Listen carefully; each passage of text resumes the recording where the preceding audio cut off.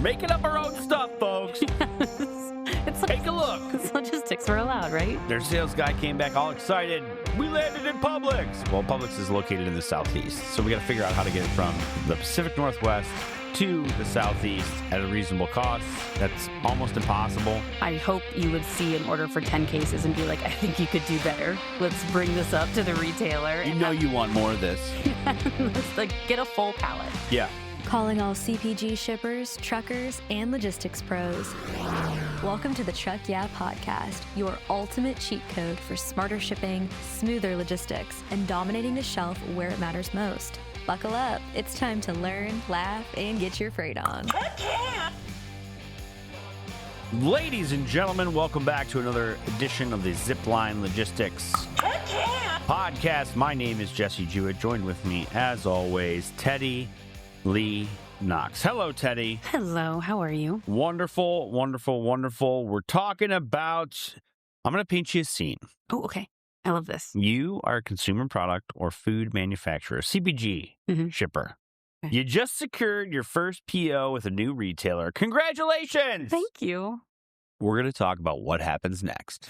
How do you get your product to that retailer? What do you need to know about the relationship you just entered? How do you ensure it remains profitable? Because large stores have very specific ways of working with vendors. Mm-hmm. You got to enter that relationship prepared so you're most likely to succeed. Sound good? Sounds good. Although I agree with that. Large stores do have a very specific way, but I'd like to mention that all stores have a very specific way. It's just the large stores usually measure you. Everybody's got something. Other stores may have a little bit more leniency. So they're not going to call you out on it as much. Absolutely. So we're calling this the 10 keys to retail success. We're going to kick it off with number 1. You ready? I'm ready. This is a fun one. Know that you might lose money when you land new locations. Not what I would think would. Yeah, not a great feeling. But let's talk about that. Tell me why you might lose money. Well, you might lose money because your product's going to be tested, and it's going to be at a handful of locations, so it would be regional, not national. Yep. And then if it goes well, you get to expand to more stores, but although exciting, that could be costly, depending on where your product is held, produced, and where it's shipping from. Yeah, so like Publix, it's an example I always reference that, we've got this Pacific Northwest CPG shipper, and their sales guy came back all excited. We landed in Publix. Well, Publix is located in the Southeast, so we got to figure out how to get it from the Pacific Northwest to the Southeast at a reasonable cost.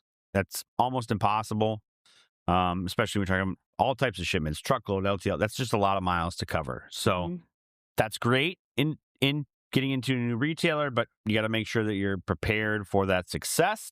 And we say this in so many podcasts. I don't know the actual number, but overall, treating your logistics, your supply chain as an investment. This is showing that as well. So you have to basically show that you are a solid investment for this retailer to go nationally. And in order to do that, you have to make sure that this goes well in order for your revenue to increase. So it kind of goes both ways. It's a great idea and a perfect transition on our number 2 key to retail success. When you talk about investment in transportation, one of the key things about transportation is you got to make sure you can deliver. Mm-hmm. How about that? Yep. Retail buyers surveyed, 90% of respondents said that a supplier's ability to deliver on time impacts their purchasing behavior of that brand, and 66% said they have ended relationships with suppliers over delivery issues.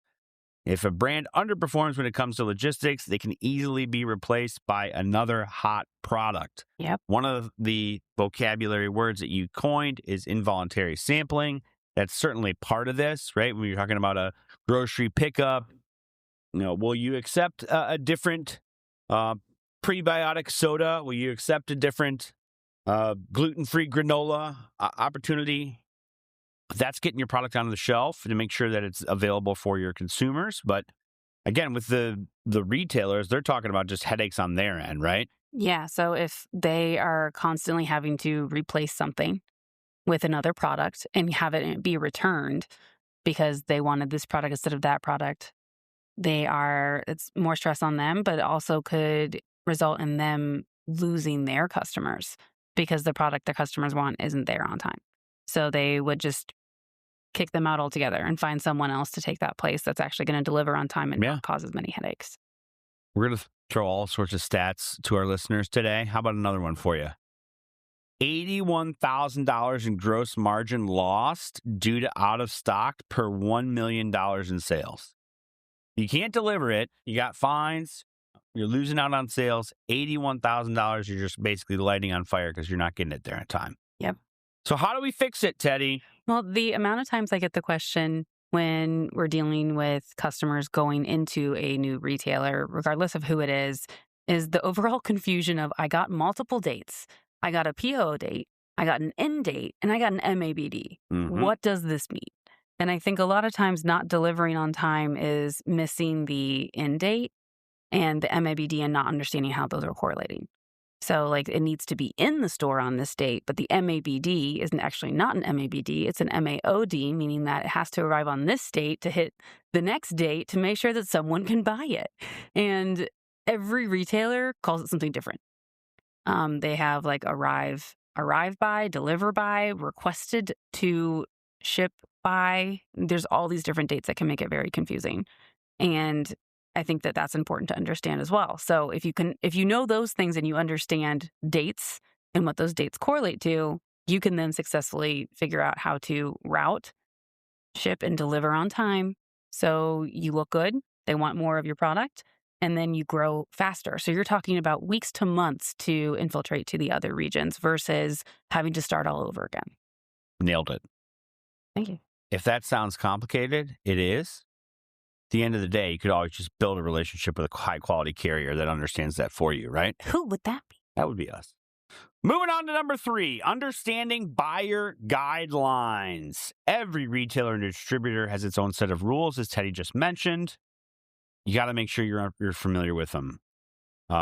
Some of the things outside of those delivery date requirements would be pallet configurations. Mm-hmm.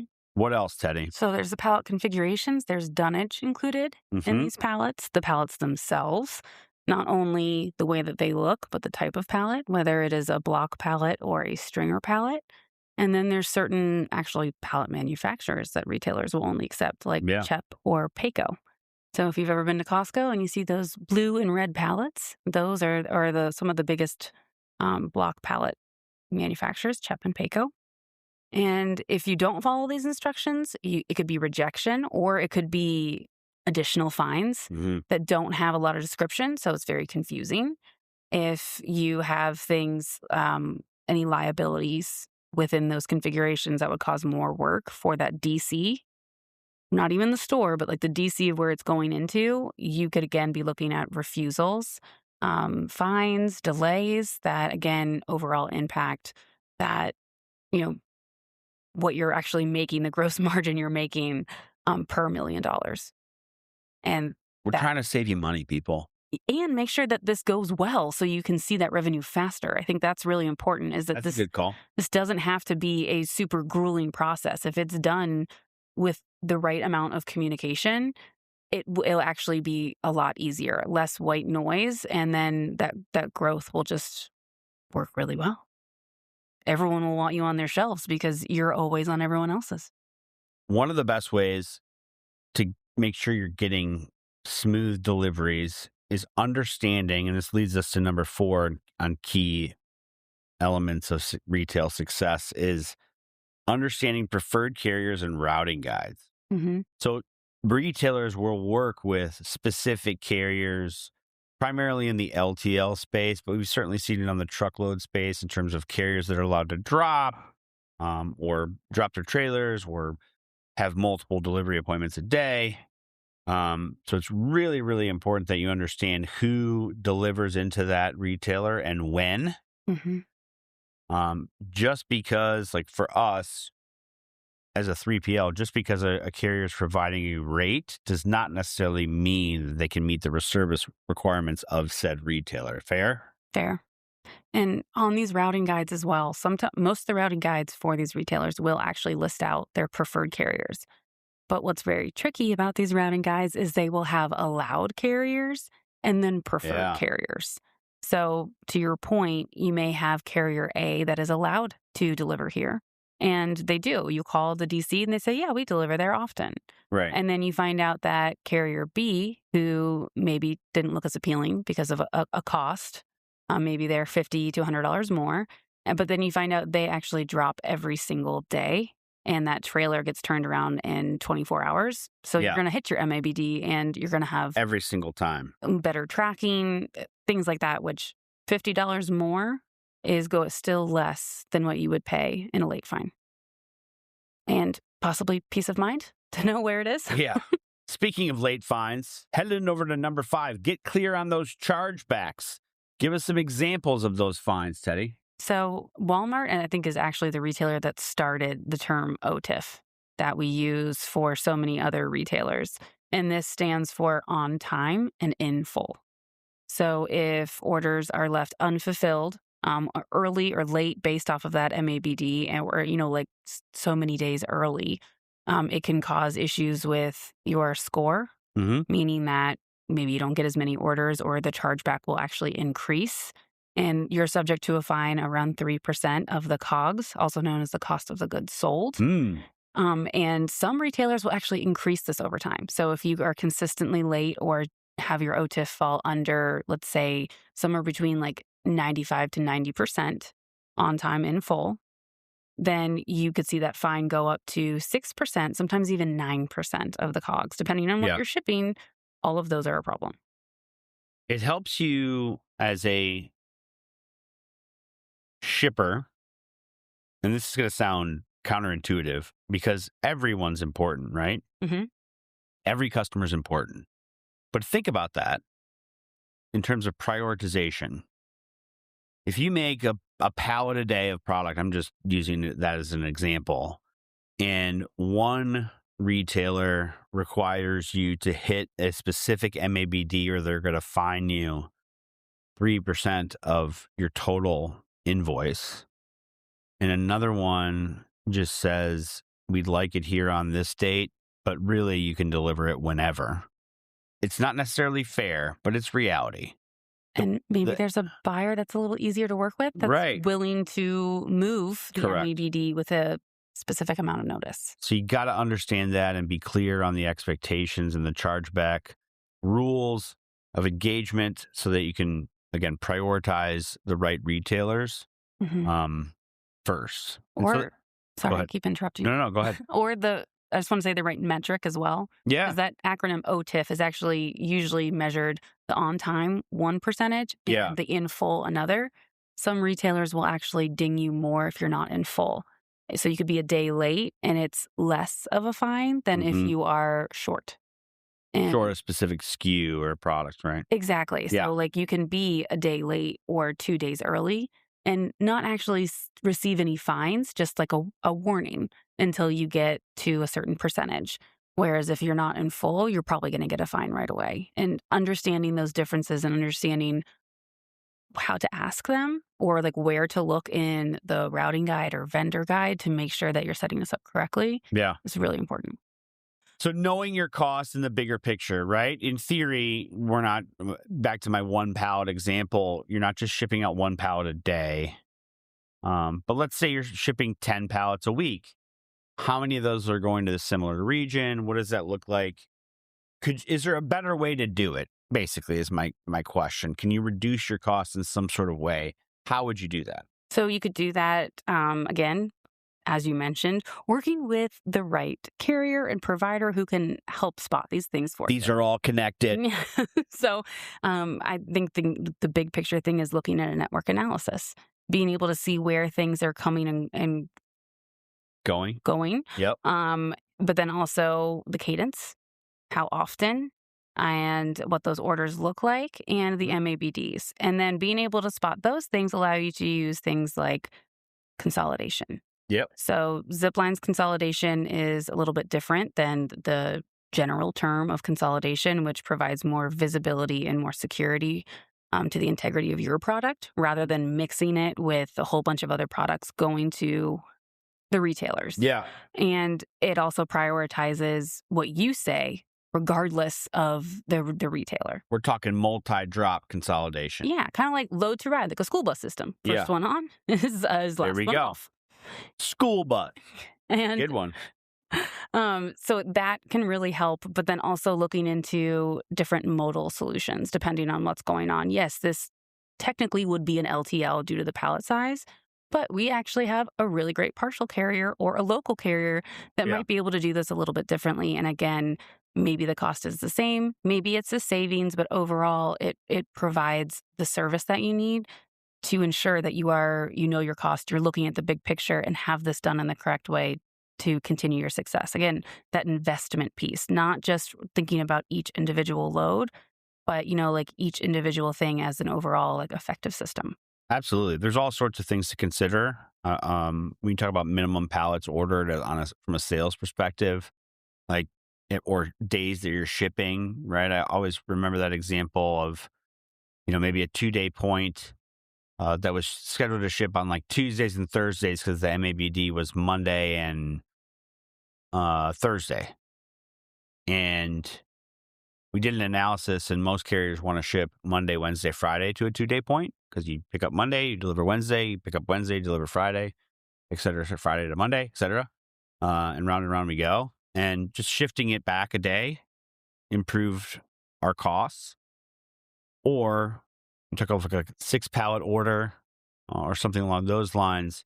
Maybe you ship 6 pallets to retailer X that's in the Northeast on Tuesday, and you ship 6 pallets to retailer X on Wednesday. If you actually could ship them together, you could do a 2-drop delivery the following day.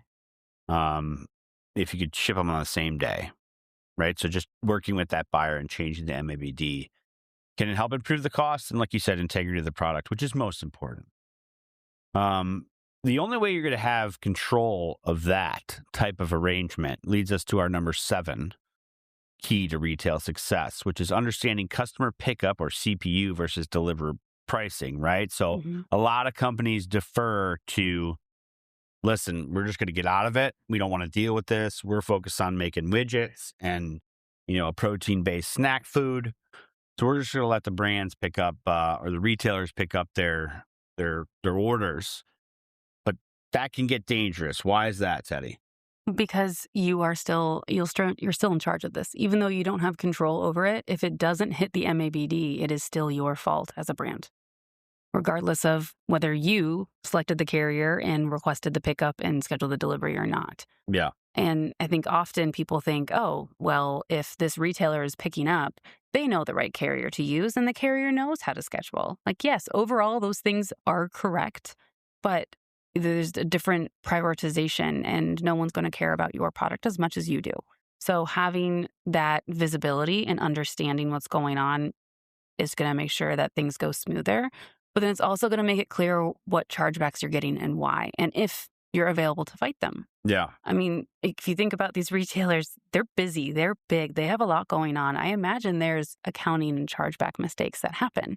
And if you can't call them out on that because you don't know, you're just basically handing over money for no reason. So having that visibility makes a big difference. And with that as well, the understanding the CPU delivered pricing, there are some instances and there are some retailers where CPU does make sense, but maybe not for a long period of time. Yeah. But you need to be able to go in knowing exactly what's going on. So I wouldn't recommend just jumping in and saying, great, take control of it. Understand what the pricing should be, what it should look like, what your chargebacks should look like, so you can have these conversations and then make the decision. But, going into, like you said, like maybe there's certain retailers you need to prioritize. Those are the ones that you need to have full visibility to and you need to understand. And I would think it would be the ones that have the biggest chargebacks, issues, liabilities that may be involved. Maybe you're just a control freak like me and you want to own it all. So nothing wrong with that. That's kind of my mentality. Another way that with control that you can, leads us to number 8. If again, once you have that control of all your products, is optimizing minimum order quantities or MOQ, right? So some LTL providers have an quote unquote absolute minimum charge, the minimum price will not go below, or their base price to move product, right? So that means no matter how far, how much are you shipping, your costs will be at least the AMC. So shipping 10 cases or 40 cases might be the same. Mm-hmm. So you got to make sure you're understanding that so you can properly manage the costs. Yes. Anything I missed there? No, I agree. The only thing I really like I call this cadence tracking, which we actually have a podcast on. How about it? So I have a slightly different terminology to these terminologies and acronyms. We're making up our own stuff, folks. Yes. Take a look. It's logistics, we're allowed, right? Is understanding not just that minimum. So again, I hope you would see an order for 10 cases and be like, I think you could do better. Let's bring this up to the retailer. You want more of this. Let's get a full pallet. Yeah. You should maximize whatever space you are shipping in, whether it is the pallet or the trailer. And being able to have those conversations should start at the very, very beginning. So when you are getting set up with this customer, that salesperson, instead of getting, I got us into Publix. Right. Celebrate, I got us into Publix truckload. Right. And I maximize this. So now we're going to be able to keep that cost per piece, per pallet, per mile, per pound, whatever your KPI is. And again, if you don't know your KPI, give us a call because we love doing this. We'll let you know. Yeah. When it comes down to it, the retailers want their suppliers to deliver product on time. Back to that OTIF, right? Exactly. So that's a good way to renegotiate the minimum order quantities.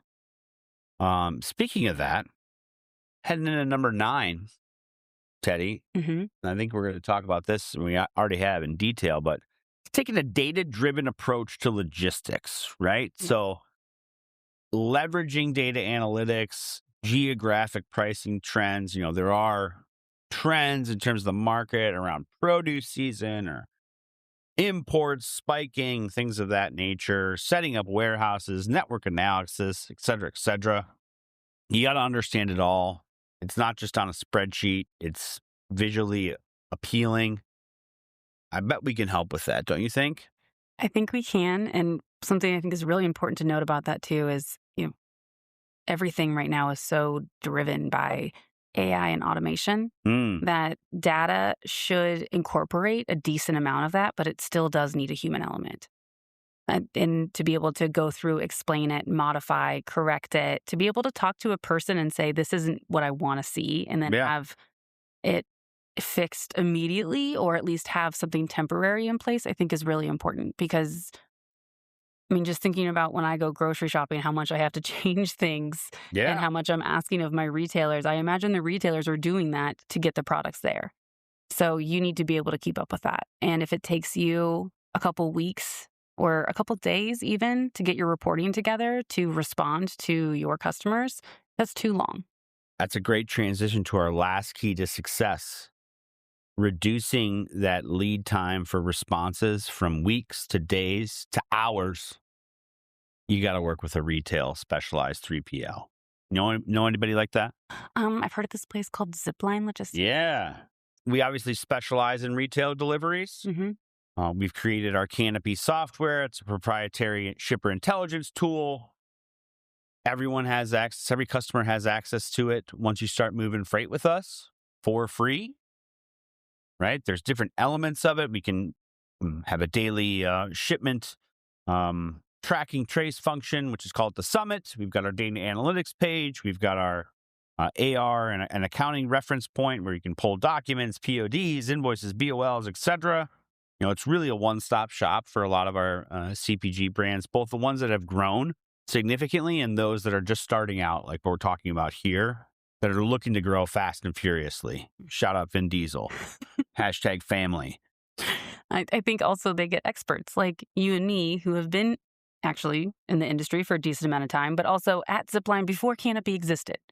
Before Canopy was what it is now, we were Canopy. We were doing this quickly, turning around and giving it to customers. And so when they want something specific, not only do we have the industry, the retail, even the carrier level knowledge, but we're able to go in and actually help them manipulate their data to see what they need to see on the cadence that they need to see it. And again, that makes the biggest difference is it's not just the fact like, oh, great, you have reporting, you have AI. Who else, who doesn't? It is more than that, and it's customized to the individual person, not just industry-wide. Yeah, all 9 of those keys we listed prior to this last one, we essentially own for our customers. Yep. Right? We'll work with you, right? We need some help gathering some data or understanding the expectations.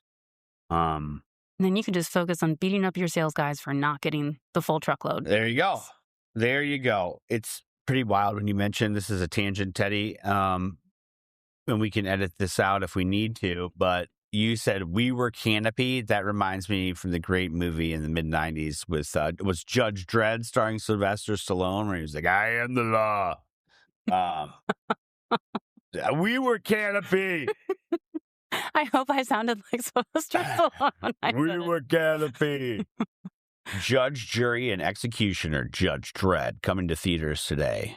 OTIF specialists, I was going to say, can you turn that into preferred carriers, Zipline Logistics. Check us out, www.ziplinelogistics.com, 888-GO-ZIPLINE. Download the 10 Keys to Retail Success white paper on our website. Or just call us and get the abridged version. As always, leave a 5-star review on Apple or Spotify. Check us out on the next episode of the Zipline Logistics podcast. We'll see you next time. Thank you.